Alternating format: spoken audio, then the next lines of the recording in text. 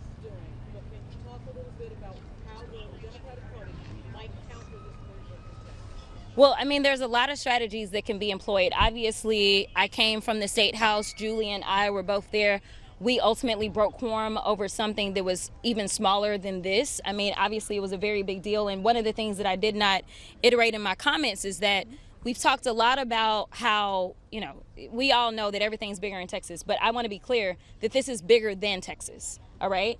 And one of the things that we did not talk about is the fact that whoever is the speaker, which it needs to be Hakeem Jeffries, that is who's going to have to certify the election. Remember, they're talking about a third term.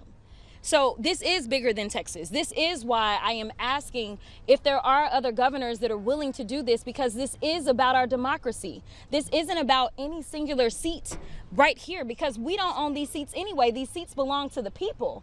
But when we think about the fact that they are openly saying, oh yeah, there's ways to have a third term, well, let me tell you, they can nominate whoever they want to with the Republican rules, but we're gonna follow the Constitution up in here if we are the ones that actually have the gavels. So this is one of the reasons that I am asking for everybody to use whatever tools they have in their toolbox. It was the House that broke quorum when we were in the state house, but obviously the Senate, they could also break quorum. We know that they did that back in 2003 in the state of Texas. We also know that there are donors that I'm sure are going to be willing to make sure that they are investing and making sure that they can take down some of these candidates, since they don't want to rule out dark money.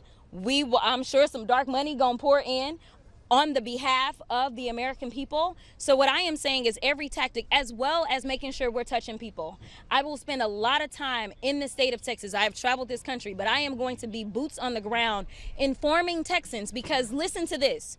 When we had our Senate election against that one senator that I'm not a fan of, Cruz, Beto lost by 3 points. But in that particular election, we only had a 17% voter turnout.